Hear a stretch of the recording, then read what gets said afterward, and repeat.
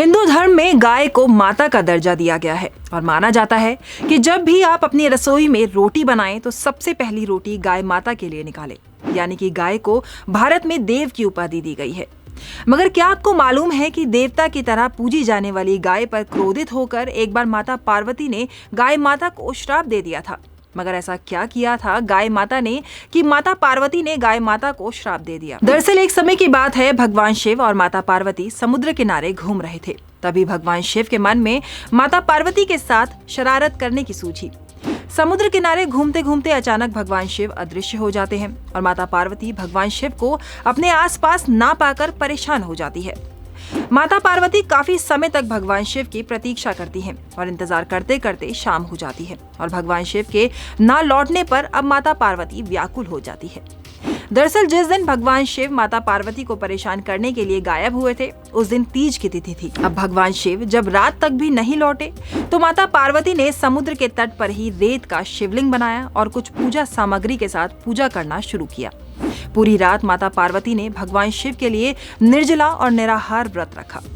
ये सब भगवान अदृश्य होकर देख रहे थे, मगर माता पार्वती के साथ ठिठोली करने के चलते वे माता पार्वती के सामने नहीं आए।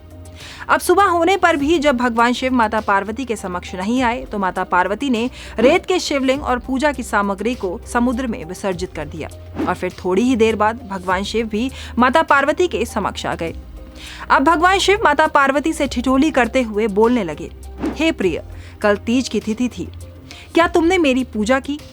जवाब में माता पार्वती कहती हैं, हे प्रभु, मैंने आपका बहुत इंतजार किया और जब आप नहीं आए तो मैंने रेत का शिवलिंग बनाकर उसी की पूजा की। ये सुनने के बाद भगवान शिव कहते हैं कि मुझे आसपास कहीं पूजा की सामग्री तो दिखाई नहीं दे रही है। तो माता पार्वती कहती हैं कि आपके आने से कुछ ही क्षण पहले मैंने शिवलिंग और पूजा की सामग्री विसर्जित कर दी। अब भगवान शिव को पूरी घटना का ज्ञात तो था, मगर वो फिर भी माता पार्वती से ठिठोली करते हुए कहते हैं, मैं कैसे मान लूं प्रिय कि आपने मेरी पूजा की है? क्या आपके पास इसका कोई प्रमाण है या फिर कोई साक्ष्य हो? अब माता पार्वती को ये ज्ञात हो जाता है कि भगवान शिव उनके साथ मजाक कर रहे हैं, लेकिन वो भी उनके मजाक में उनका साथ देते हुए पास में खड़ी गाय को अपना साक्षी बताती है। माता पार्वती ने गाय माता से पूछा, हे गाय माता, भगवान शिव को बताइए कि क्या मैंने तीज की तिथि में भगवान शिव की पूजा की?